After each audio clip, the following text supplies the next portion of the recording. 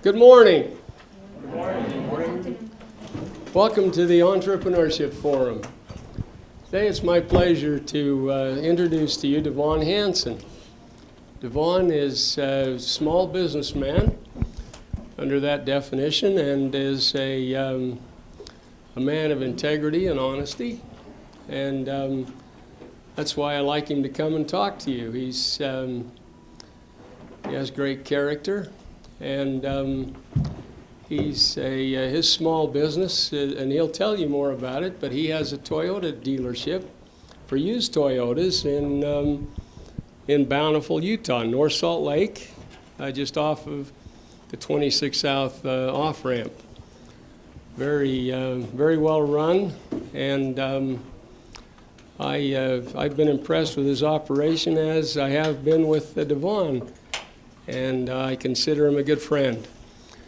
And so without any further ado, I'm going to turn the time over to Devon Hansen. Let's give him a hand.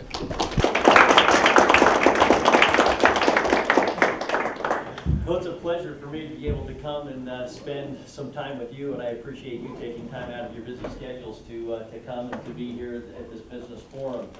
I've had the opportunity to speak at several of these, a couple of them here. I've spoken at Weber State University, and it's always fun to be able to come and present and talk to fellow business students that have a similar interest as to what I have.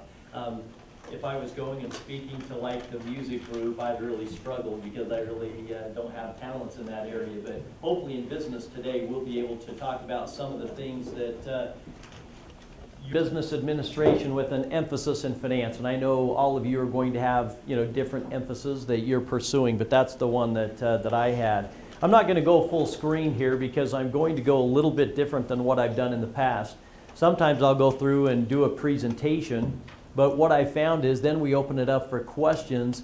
We have a lot of questions. We run out of time, and then I stand up here for 20, 30 minutes after answering individuals' questions, and I think it would be great to be able to hear questions from you and then be able to have all who are here participate and kind of give some your insights or ask further questions. And so I'm hoping to be able to answer some of your questions through some of the presentations that I've done before and have that information. So the one thing that I would like to do is this is my degree, and as you can see right there, it's all worth it. Sometimes as you're sitting there and you're studying and it's late at night and life is just piling things on top of you, and you probably wonder, I wonder if I can stick this out or if I should stick it out. The answer is absolutely. It's worth it. It's worth the time and the energy and the effort. I'm assuming some of you have come right out of high school and straight into college. I'm assuming others of you have had careers and then for whatever reason have decided to come back and further your education or to get a degree. So whatever the reason is that you're here, just know that pursuing that degree, when you get it, that it will be worth that. So I appreciated the fact that there were some flyers out here. I took one last time I was here so that I would have a memento of my time and took a picture of the business building. But to come to Salt Lake Community College, it's just such a pleasure to be able to come and to see the wonderful students that are here and to learn from you as well. So know that even though I'm going to be doing some presentation, it'll be a benefit to me. So as we get started, I want to talk about a couple of quotes. The first one, success is a journey, not a destination. What I would encourage you is sometimes we think, wow, when I get my degree, right, that's my destination, then I will have been a success. Well, guess what? Once you get that degree and then you're seeking employment, you go, wow, once I get that job or I'm seeking out a career and I've landed what I'm looking for, then I will have found success. But then you've got projects that you're working on, and then you're like, wow, if I could just get through with this project. Well, many times we put those goals and have ambitions, and my recommendation to you is, already having done this for a little while, is enjoy that journey that you're in. Take advantage of the opportunities that are here. relish those experiences that you have, because that's what really makes the journey enjoyable. It's good to have an end to journey towards, but it is the journey that matters in the end. And that's what I was mentioning there. Look at this next quote. Life is about trusting your feelings and taking chances, losing and finding happiness, appreciating the memories, learning from the past, living in the present, and maintaining a bright hope for the future. And so,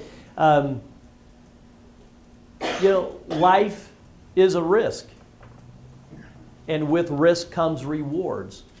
And sometimes as we take risks, are we always going to be successful in every venture that we pursue? I would tell you that, you know what? If you're successful at everything that you pursue, that's an anomaly. That's not going to happen as often as we're going to take some risks. We're going to find failures. And if that happens to you, learn from them and move on and look for new opportunities. But sometimes we're going to do that. This right here, life is about trusting your feelings. I know this is about business, but I hope that too you learn some life skills here. If there's something that you really want to pursue, I encourage you to go for it. There'll be plenty of people who encourage you to do something different. There may be naysayers out there. There may even be people that are telling you, hey, don't go to school, don't go to college, just get out into the employment field. But if you follow what your feelings are and you pursue it, and it doesn't work out, at least you can say, hey, I followed my dreams. I followed my feelings. It didn't work out. You'll feel good about yourself and you'll move on. But if you go by every wind that takes you here and there, or you hit a bumpy road, or somebody gives you some guidance and direction, and you decide instead, hey, I'm going to do what they said even though it goes against what I want to, guess what that will cause? If things don't work out, how do you think you'll feel? Go ahead and share with me. What do you think you'll feel if you wanted to pursue something but you ended up making a decision based on what somebody else asked you to do? So you feel some resentment towards that. Is that how we want to feel? No, those aren't good feelings. What else might we feel or do? Yes? Regret. Yeah, we have a regret of, man, had I pursued this 2 years ago, my course would have been different and I would have followed my dreams. And so we have those feelings, and to me, those aren't positive, feelings that will help us to enjoy life. You're not going to live in a happiness life because you always struggle in your life, because you never do something that you never liked, so it's kind of struggle a little bit in your life. No question, and I agree with that. And so that's why I'm saying pursue those things that you feel that you should do. Because if you do, I don't know, I'm not certain. Part of the reason why I work is because I want to support my family. I want my family to be happy. I want them to enjoy the experiences of life. I want them to be comfortable. And so that's one of the things that when I have a bad day at work, I realize it's not just about work. It's about what I want to do, what my goals and ambitions are. And so if we have that and we establish what those goals are, it helps us to get through some difficult days, right? And that's what you're talking about. Do you think we would have any inclination possibly to maybe blame someone else? Saying, well, you're the one that told me to do it. All I'm sharing with you is that's no way to live life. Make your decisions. Pursue your dreams. And if you do that, regardless of the outcome, you'll be able, as those first quotes said, to enjoy that journey that you're on. And so I encourage you to do that. The picture of success isn't the same for any two people because we are all unique individuals. You know what? I'm here today to share some thoughts and ideas, hopefully put some ideas into your minds that might cause you to think about what you want to do and what you want to pursue. And then we're going to talk about business here in a minute.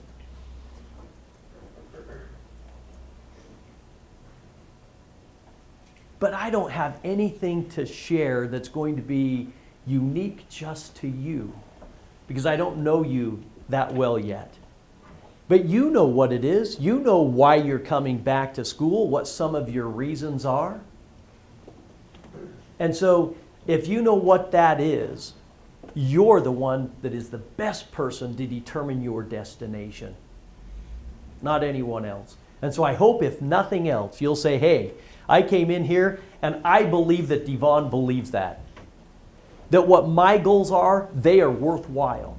What I want to pursue, I'm going to put my dream out there and I'm going to go after it. And you know what? Along the way, as I have accomplishments or successes, I'm going to enjoy those, not knowing what the ultimate outcome will be. And so I hope that you do that. I want to just get from you so that we can hear.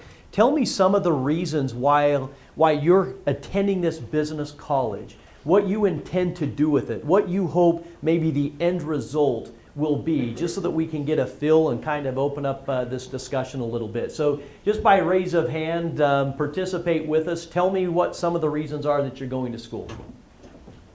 Yep. Well, I want to start a business, and so I figured with this being an entrepreneurship forum that I could learn something about entrepreneurship. Terrific. And that's the questions, and that's what we're going to do, is open this up to discussion instead of me talking. But I needed to build a little bit of a foundation, right, in coming in and talking to you and making you feel comfortable. So hopefully you'll ask some questions and realize, you know, I'm not per se the expert in exactly what you want to pursue, but I'll certainly like to answer some questions of what I've felt and what I've experienced and what my journey has been like. So to learn about entrepreneurship, to gain some skills, to gain some understanding so that you might be more successful in your business ventures?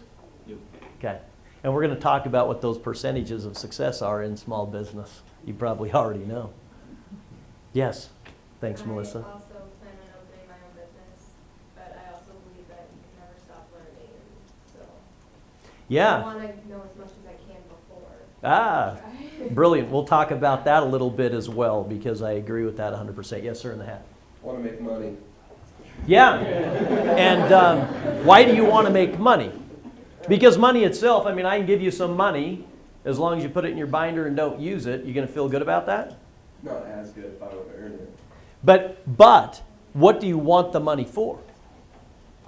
Buy nice things. Yeah, it's so that we can do something with it, right? Money is a means to an end. Money itself, if you have it and you can't use it. Have any of you ever had some foreign currency that you can't cash at the bank? I've got some from years gone by, right? You take a trip, you bring it home. I mean, it's neat. I can show it to you, but it really doesn't do what I want the money for, and that is to be able to provide a lifestyle of some sort, correct? You know, my hope is that I get a phone call and I get interrupted. I have a passion for cars. I'm in the automotive industry. I'm trying to swing a deal on a bright yellow Corvette, black interior, 20-inch wheels that's down in St. George. And I told them, you know what? If I feel it coming, hey, it's good to see you. If I get a couple of different calls coming in, I'll check my phone and see. But, you know, that's a passion of mine. If you come to my dealership, you'll see that I have, you know, a few different cars that aren't just for sale. They're mine because I have an interest in them, and that's part of what I do to enjoy. So money and making money is part of how we determine, or a measurement of our success in business. Is that correct? Because if we don't make money in small business, what do? We call it a hobby. And there are plenty of hobbies that are going around, but it's tough to support maybe the lifestyle or families that we're looking to do. So money is one that comes up and is a driving force. And usually if we gain greater education and we're sharper and have a greater desire, we'll actually be able to make more money. And I hope that's part of the reason why you've come back to get an education, because you know there'll be more opportunities for you in the future. Fair enough? Hopefully I see most heads agreeing with me. If you're in here for the hobby, that's good too. Enjoy what you're doing. Just know that you may not have as much money that comes out the other end. Okay, any other thoughts on the reason why you're here, your education? I run two businesses and I want to expand them, but I need to expand myself to prepare to do that. So I'm here. Very good. And I have a slide that I'm going to get to that will address really most of these issues that you've brought up. Yes. Did you? Maybe just to be an active part with whatever we are doing. We all some of us already have kids, some will have kids. And it's good to be a model and to be a model dinosaur, yeah. Yeah. Kind of to catch it up.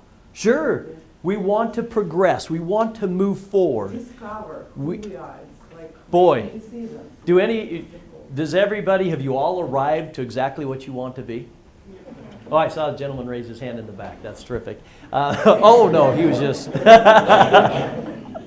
So anyway, most of us are in that process. Is that right, Miss Powers? Yes. Trying to move forward, right? Right. Whatever it is, let's move forward and see what we can come up with.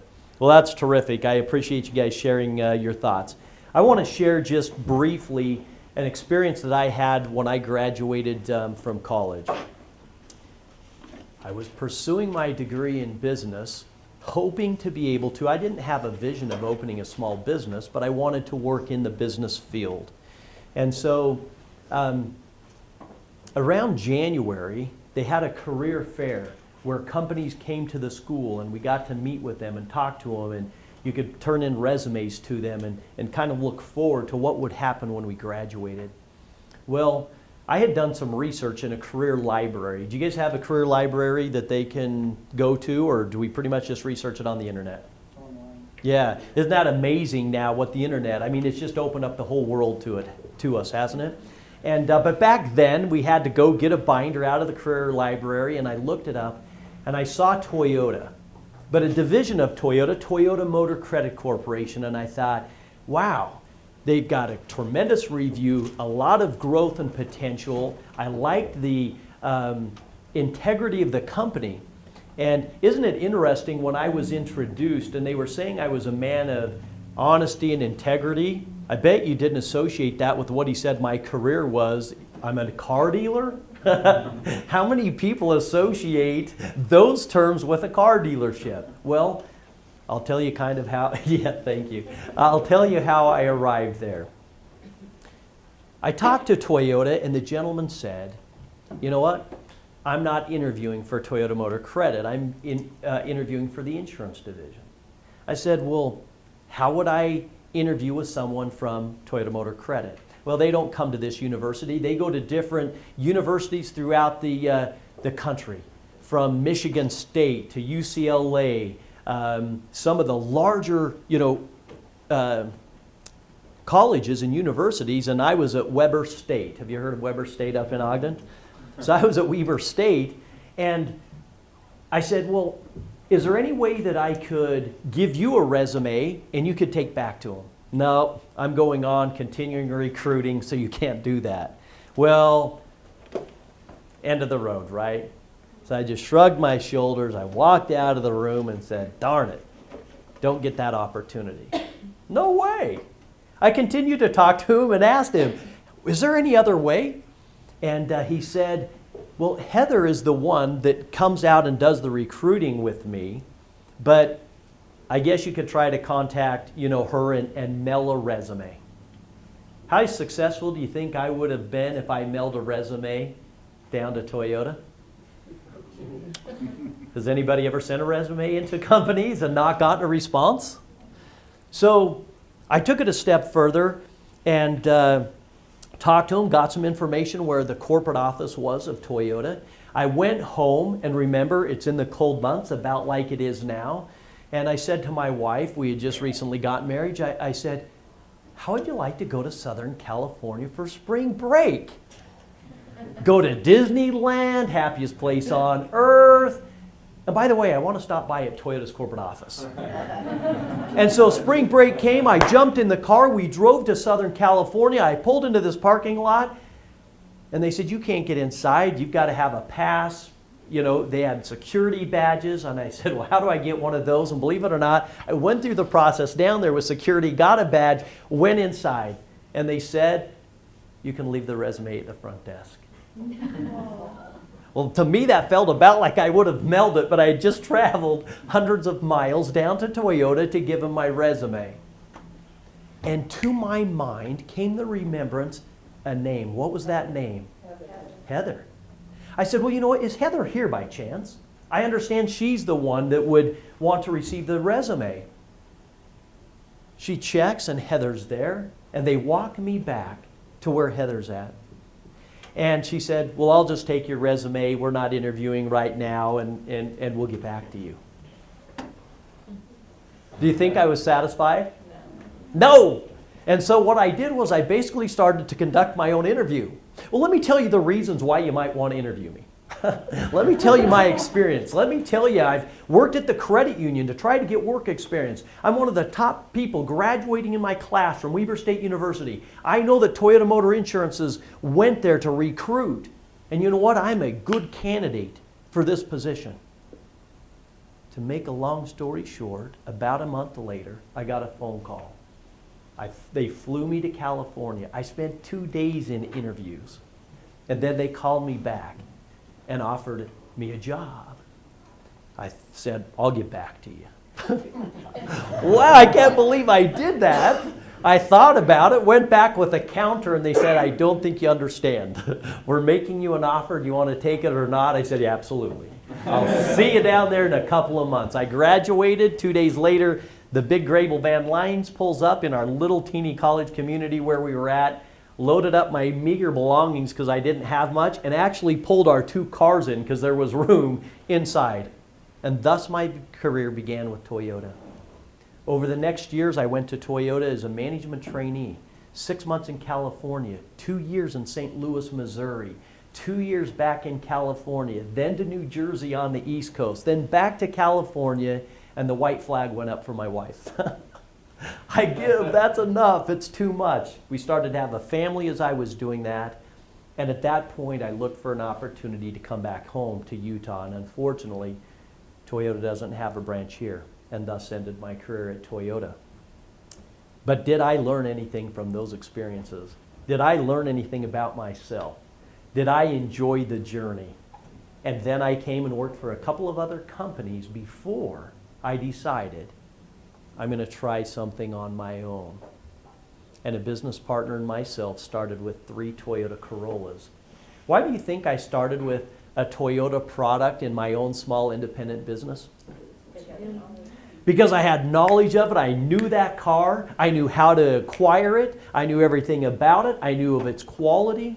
And so I began with that. And so some of you had talked about that, hey, I need to know more about what I'm going to pursue before I just jump into the business field, and I would strongly encourage that.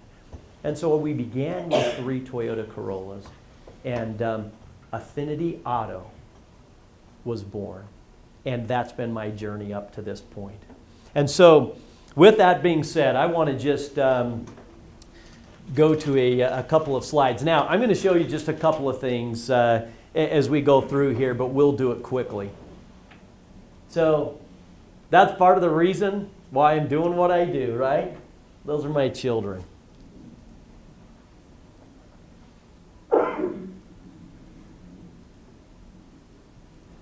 So you can see some different interests. So how many of you have flown in a KC-135 refueling jet? All right, one in the back. Pretty amazing experience. You lay down in the belly of that big plane and a jet will come up underneath you and they refuel it. One thing that I've learned that I would encourage you, you're not going to get anything that you don't ask for, right? If you say, hey, I knew Colonel Finley of the U.S. Air National Guard out by the airport, and I said, is there any chance to be able to get up on one of these flights? Well, lo and behold, guess what happened? I got up in one of those flights. And then I said, is there anybody sitting in the cockpit in the jump seat? And they said, oh yeah, we've always got those reserved for someone, one of the VIPs. We've got, you know, broadcasters from the church or the TV stations that come and they'll, you know, film this and do documentaries and different things. But if there's not anyone there, we'll bring you up. Can you see where I'm sitting? Headsets on, looking out the front, going up to refuel these jets. And so I would say, if you come to my car dealership and I've got a fantastic deal on that car, I would want you guys to say, now is there any way you could go just a little bit lower? Because if you don't, I'm going to sell it to you for what it is. But if you ask, guess what you might get? You might get a little lower price. So check that out. laying in the belly of the plane, a little window back here that you can look through. And so they're down there, and the guy's all mic'd up. And I said, hey, is there any chance that I could lay down where you're laying there? And so I'm laying there looking out as an F-15 over Oregon comes up and refuels. Now, there were plenty of other people up here looking down through this little window, but it was pretty cool laying in the belly of that plane looking out and being able to take that photo so that I could share it with you. Now, does this have anything to do with car sales? No. Does it have anything to do with living life? Absolutely. And guess what? I wasn't at the car dealership when I was doing that, and it's okay. You don't have to be there the whole time. So, antique cars. 67 Ford Mustang convertible. Kids love it. Put it in the parade. Why am I doing my business? For my family, correct? I'm doing something that I enjoy and have a passion about. And so is it fun on the 4th of July to get into the parade and to take my family and have them sit on the back of that and throw out candy and to see their smiles? Now look at this. We throw this stuff out sometimes. You know how kids will just dive in for taffy? You ought to see what they'll do for a water bottle and some candy. Would anybody like one of these? Thank you very much for stand up. I like that. And the guy who almost intercepted it, because that was a pretty good catch. Good job. So this is a little bit of marketing, right? Affinity Auto Sales, to take this home, and you'll see that pretty cool water bottle and, of course, a little snack as a college student to get you through the day. So those are the things that are available. So let's answer some questions about business, should we? That's what you're here for. Oh, check this one out. Now, this one, can you see where the ground is? And I'm flying in this T9 Texan fighter plane. Well, do you notice the proximity of where the ground is here? Where am I? Upside down, right? So while the other people, when we were in Kissimmee, Florida, were off to Disney World, and I had lived in California and been to the happiest place on earth so many times that it wasn't as happy anymore. My wife said, you love airplanes. I've been up in a lot of different ones. Why don't you go take this flight? Well, guess what? I had to pay extra when the lady said, do you want to go upside down? And I went, not so sure, right? Upset stomach, take a bag with you when you go up. It's terrific. Well, hey, if you're going to live life. She goes, if you're going to fly in a plane that can go upside down, you should go upside down. So I'm out there. I'm flying this plane. You know at Lagoon, when you're in the little helicopter and you're flying it, right? You're turning around and around. You have control of that, well, up and down. And so I take this plane upside down, up over the top, and I said to the gentleman, now you were flying that, right? You got me through that. He said, no, you'll see when the pictures, they have a camera out on the end of the wing. He said, when you see the pictures developed, you'll notice that my hands were hanging onto the bar to hold myself in while you were going upside down. So I don't know. How many of you have flown upside down in a T9 Texan? Gentleman in the back? No, not this time.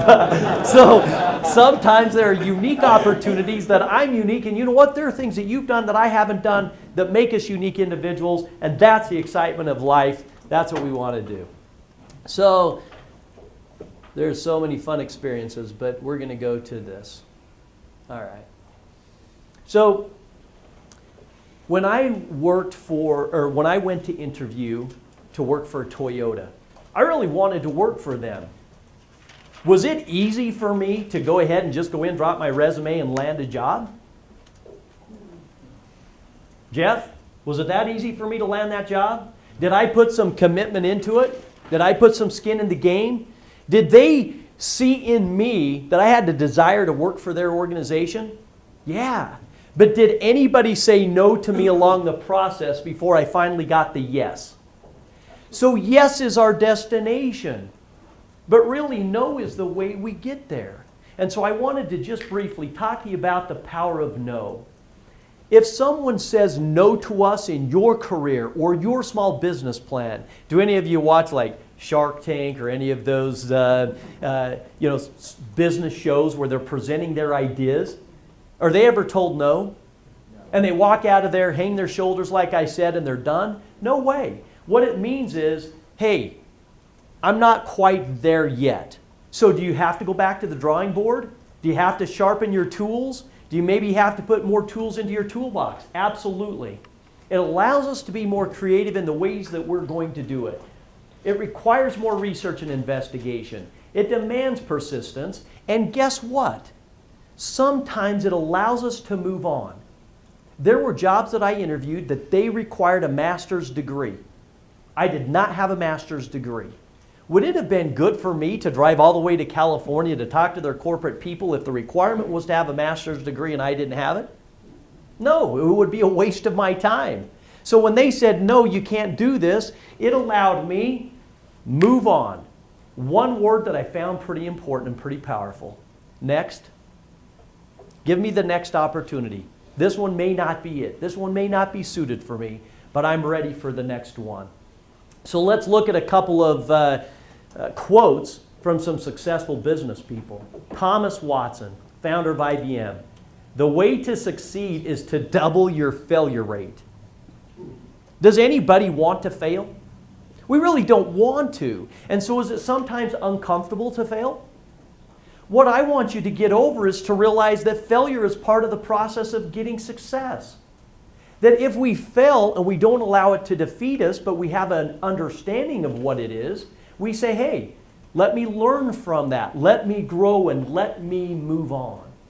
And so if we can have someone say no instead of going for the yes, what it does, it'll actually get us to the yes quicker. Richard Fenton, yes is the destination, no is how you get there. Failure is the opportunity to begin again more intelligently. Look who that's from, Henry Ford, right? I have to put an automotive quote in there. That's the industry that I'm in. So the power of no. Is anyone afraid to hear the word no? I don't want you to be, okay? Take this lesson that you've learned and realize if someone says no to me, to my opportunity, it just means, it doesn't mean no, it means not yet. I'm not quite ready. I'm going to gain more information. Is that right, Melissa? And that's why you came. I need to learn more, and then I'll be better prepared for my business opportunity. Small business administration. Here we go. We're going to talk about success rate in small business. So according to this, in September of 2012, in the first 5 years, 50% of all businesses, so let's take 100. 100 of you start up a business. How many are going to be in business after 5 years? This is a quick math question, not super difficult. 100 minus 50, we're 50, right? 50 make it. Then what does it say make it the next 10 years? The next 5, so a total of 10. 1/3 of those, so how many is that approximately? 16, 17? So 100 start and 16 or 17 remain. Phew, I think that's why Rick finally invited me to come here when I hit my 10-year mark. He wanted to say that I was a successful businessman, right? And I'm telling you what, it feels terrific to have passed 10, 11, and now to be in our 12th year of business as Affinity Auto Sales. Because statistically, thank you, Darla, statistically, when I started, the success rate wasn't that great. Now, who was it, the gentleman in the back that said, hey, I want to start my small business. I want to learn something about that today, correct? We're going to talk about this. We're going to open it up to you, but let's use these as maybe some reasons of discussion. Somebody who owns 2 businesses. You own 2 businesses. You can help us, right? We can learn together as a group today, and that's what we're going to do. Let's check our time. Oh, we're in good shape.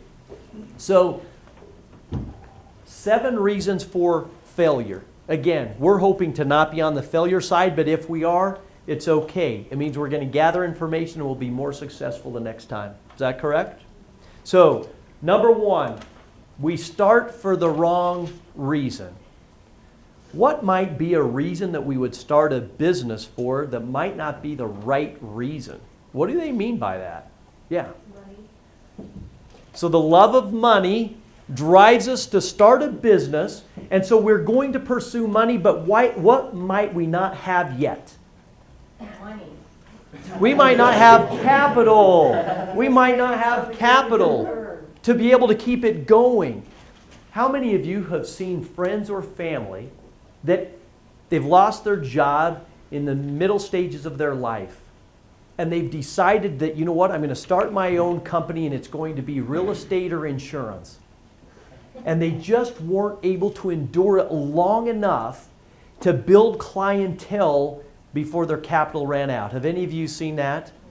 Because those are great industries to get into, but if you can get into them earlier in your career, when your standard of living isn't quite as high and you don't have as many bills, you can build that base of clientele, and you know what? They do extremely well. But that's one that, again, if you don't have sufficient capital to get started, it's going to be difficult to get to. What's another wrong reason to start a business? Pressure from somebody. Yeah, there we go, what we were talking about. Hey, I've got this great idea, and I'd like you to try it out. Have you tried it out? No, not yet. I want to see how you do. You guys are a smart group. You understand. Nah, I don't think I'm going to go there. I'm going to go where? What are you going to pursue? Your own goals and desires and ambitions, not somebody else's.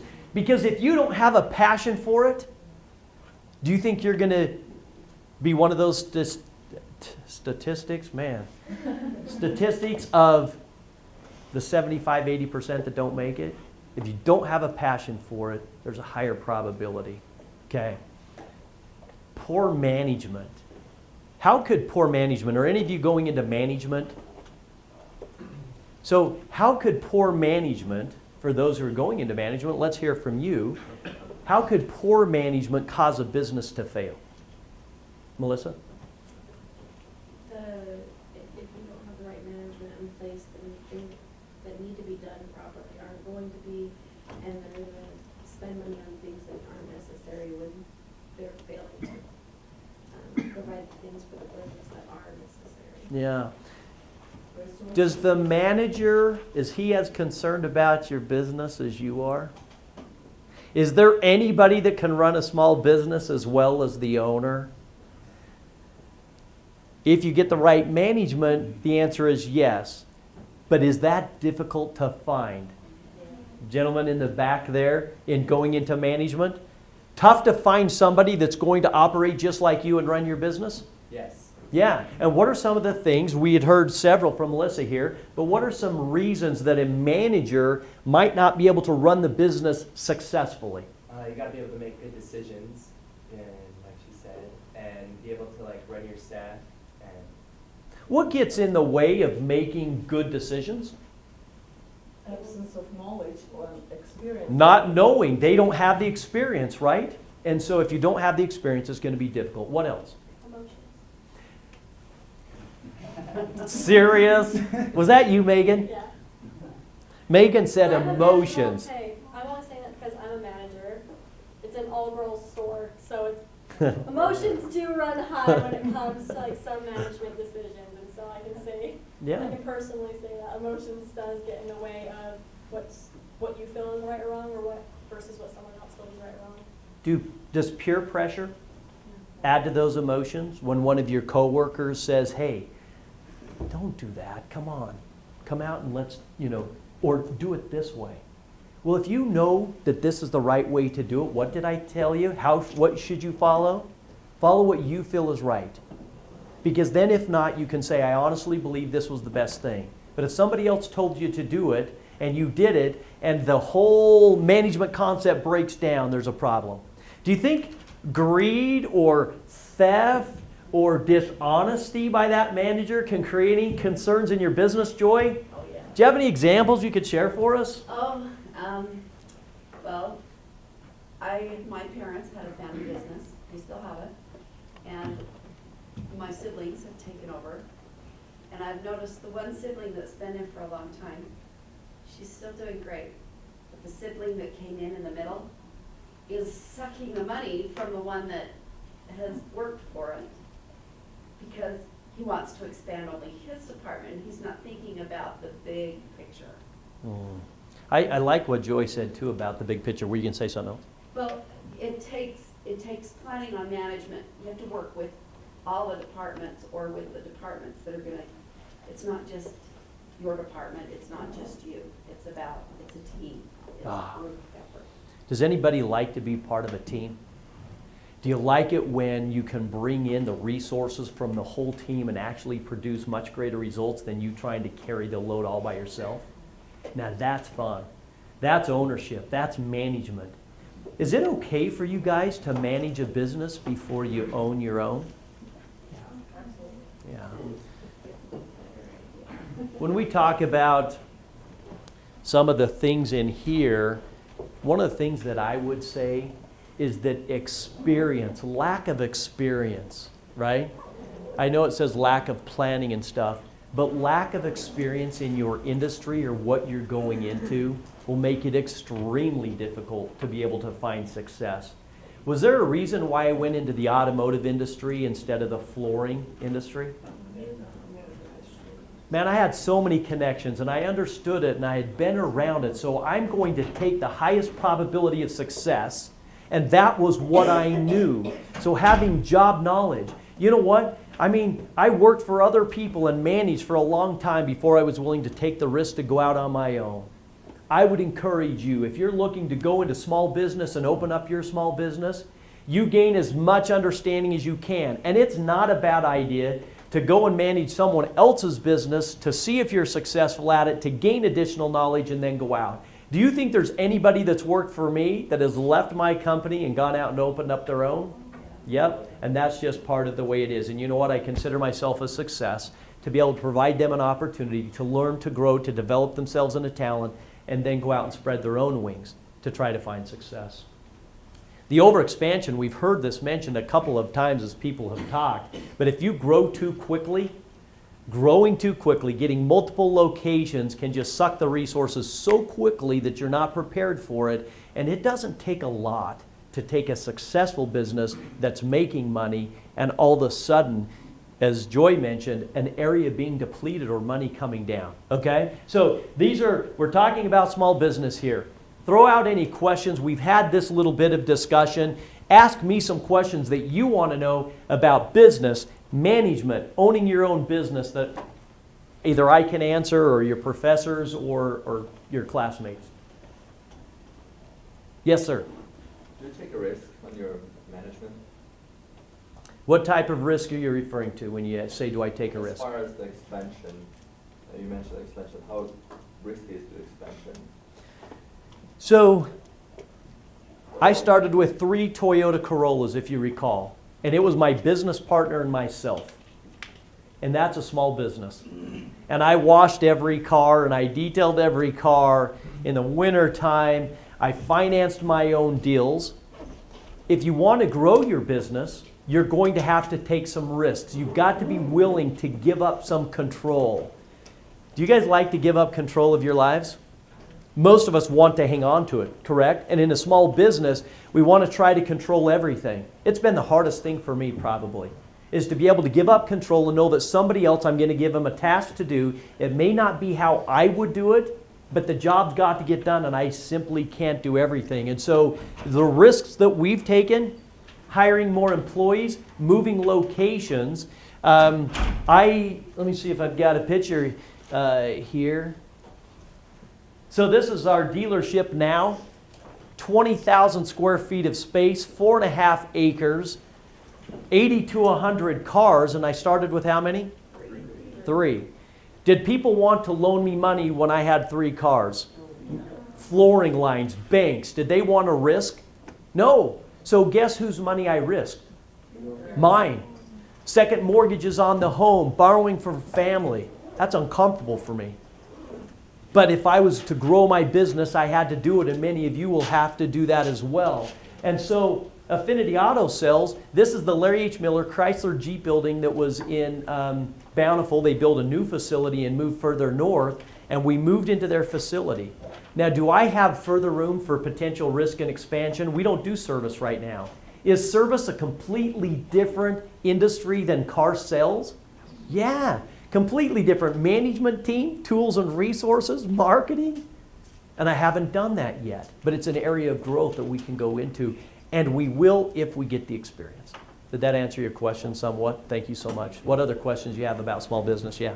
What's the number one piece of advice you'd give someone for starting their own business? No question, if you're going to start your own business, is to have a frame of reference and some experience before you get started.